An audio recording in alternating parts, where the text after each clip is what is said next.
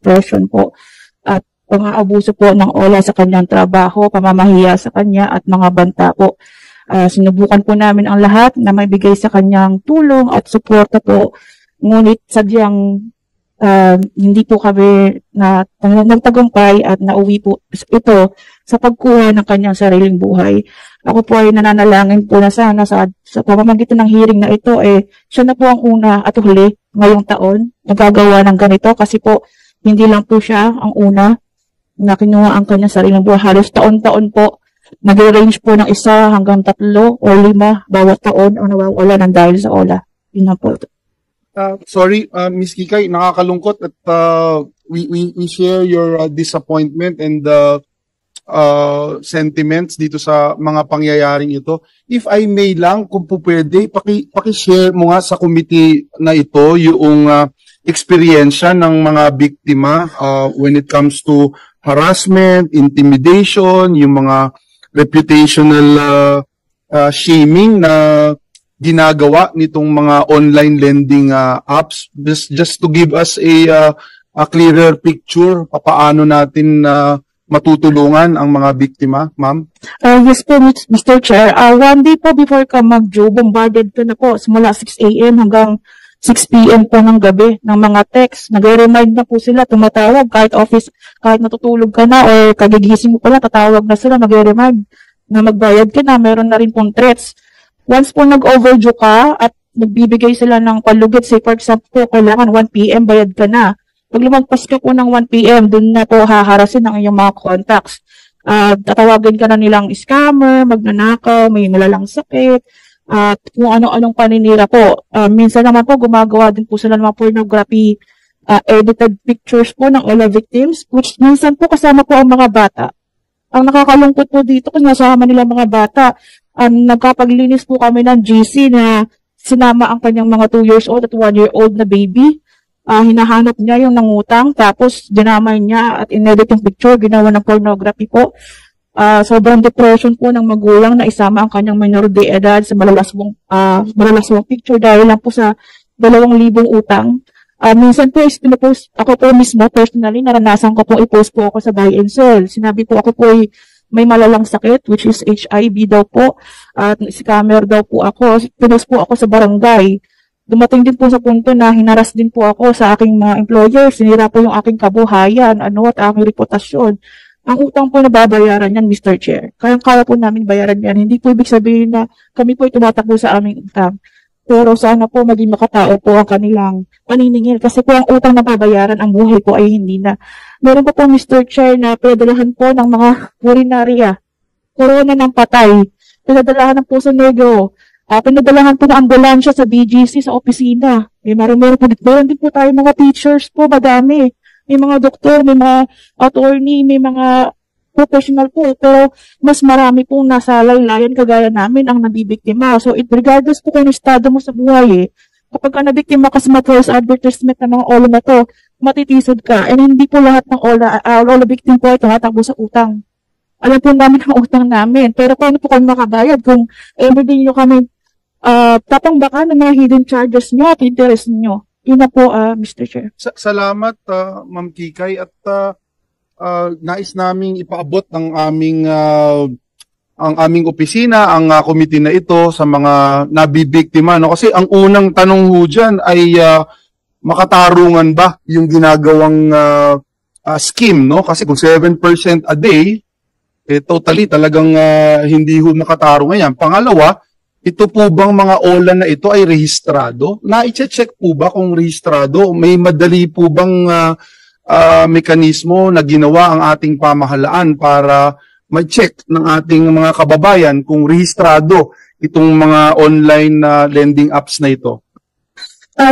Yes po, Mr. Chair. Lalo na po sa experience ko po, meron po akong OLA, pangalan po ay Mocha Mocha, under Copper Lending po. Meron po siya ng 2024, but this 2025 po, na-lift po yung revocation niya. Isa po yun sa nangharas po sa akin, and marami pa pong OLA po na na-registered po ang nanghaharas. We can provide proof for that and we have a lot of complainants po na mayroong enough evidence to support po. So, binabanggit mo na revoke na, tapos na-lift yung revocation? Yes po, Mr. Chair. Itong Mocha-Mocha? Capital Lending Incorporated po as Okay. I can remember. We'll look into that. And the reporting, ma'am, sa mga victims natin, are they scared of reporting? Natatakot ba sila na i-report ito? At meron bang kaukulang tulong na nakikita po kayo na ibibigay ng pamahalaan? At kung kulang, ano yung mga pwede nating magawa? Actually po, Mr. Chair, lahat naman po kami, no, nagnanais po na may hayag ang aming karapatan at magreklamo sa tamang pamamaraan. Ang problema lang po natin, hindi po masyadong accessible. I would like to commend po SEC po, no, kasi po meron po silang website na madali lang po sana magreklamo. Kaya lang po marami po sa ating mga OLA victims, mga senior citizen na hindi po techie, hindi po makapag-provide ng mga document needed. So, if pwede lang po sana, maybe po soon, magkaroon po ng face-to-face filing po ang ating mga ahensya ng gobyerno sa bawat lugar sa Pilipinas. Ang hindi lang po dito sa Pilipinas, pati na rin po sa mga OFW po, marami rin po OLA victim. Gawin po sana accessible at madali po ang pagreklamo. Thank you. Perhaps if we can set up a phone na number na we can call, no, dun sa mga victims. We'll do that and we'll help out in any way we can. We give the floor to Senator Erwin Tulfo. Your Honor. Thank you, Mr. Chair. Siguro lang ito po dito sa SEC natin at other agencies, baka pwede ho magtayo kayo ng mga hotlines kagaya po na sinasabi po nung ng resource person natin kanina. Kasi nga po, hindi naman po lahat ng tao, techie, marunong po, lalo mga senior citizens na marunong, they can go around the computer, sa internet, mas alam nila ho, yung telepono, tatawag sila. Maaari po ba, Commissioner Quevedo, magtayo na lang po kayo ng hotline na ika nga, may magbabantay at kukuha po ng mga reklamo. Can you do that? Thank you po, Your Honor. Actually, meron na po kami mga hotlines na pwede pong magreklamo. Pero banggitin ko lang po, yung sa inyo pong hindi techie, sila po ay nakahiram pamamagitan po ng online platform. So, sila po ay marunong gumamit ng cellphone. So, yung sasabihin nila, hindi sila marunong magreklamo, hindi nila alam, sila po ay nagreklamo, nakakuha ng utang sa pamamagitan po ng online platform. So, naiintindihan po nila yun. Sir. Opo. Let's give them the benefit of the doubt. All right? I understand where you're coming from, Commissioner Quevedo. Pero I have grandparents, I have and dad na they do not.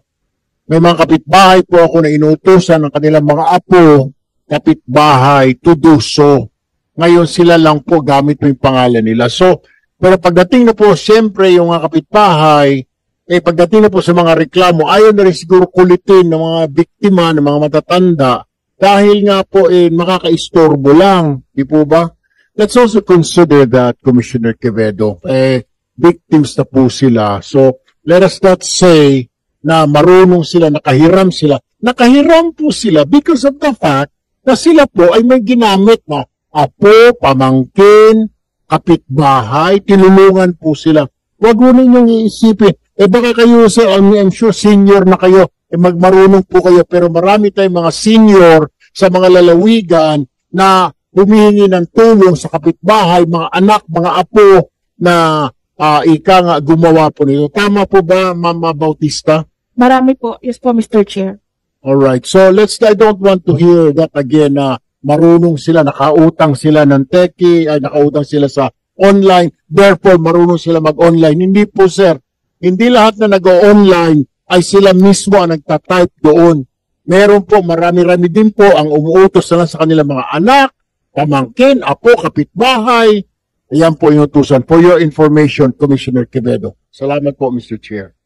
Thank you, Senator Erwin. And to add to that, pag ikaw ay nais magreklamo, hindi ba mas gusto mo may nakakausap ka?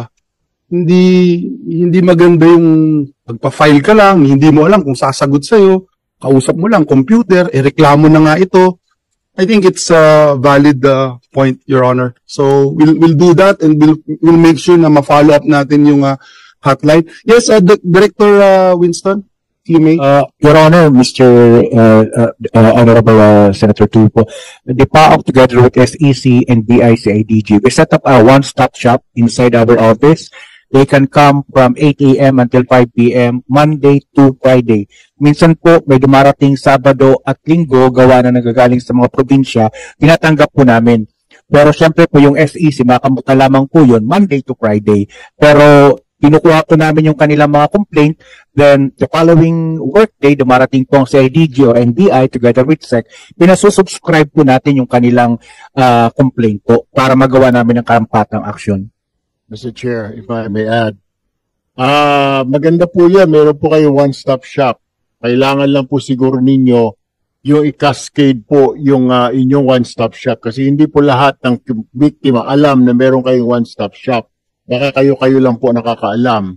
Ang problema po kasi natin sa gobyerno, minsan magtatayo tayo ng ahensya rito ng mga complaint. Hindi naman alam ng mga tao doon sa Mindanao, hindi alam ng mga OFW na meron tayong ganyan. Kasi hindi naman lahat ng tao nagbabasa ng dyaryo, ng radyo, ng TV. Nagtitingin sila sa mga social media, minsan fake news pa. Hindi po sapat yun. What you have to do pag nag-establish kayo ng mga one-stop shop, mga complaint center office, dapat kinakascade nyo, ina-anunsyo nyo sa buong mundo. Hoy, meron na kaming ahensya, meron na kaming hotline, meron kaming office. Pwede ninyong puntahan. Do that po. Gamitin po ninyo yung ating mga PIA na yan, Philippine Information Agency, PNA, Philippine News Agency, PTV, Radyo Pilipinas. I-advertise nyo po doon. Meron na kayong malalapitan, mga biktima ng OLA. Pwede na kayo lumapit, may one-stop shop. Kasi po, tatayo lang po kayong gano'n. Walang lalangawin ho yun. Meron siguro pa ilan-ilan. But you really need to do that. You really need to inform the world na meron tayong one-stop shop na tutulong sa inyo. Ano po? Thank you po, Mr. Chair. Thank you, Senator Erwin. At kami ni Senator Erwin, pwede naming, sa dami ng mga followers natin, pwede din nating itulong yan. No? And I look at the one-stop shop, no? You know, I'm looking at the reports given to us here. May mga surge of complaints pa rin no? Despite the launching of this one-stop shop. Yung surge of complaints currently at 15,000 under PAOK. And then over 156,000 cybercrime complaints per month. Nationwide po ito. So this is alarming.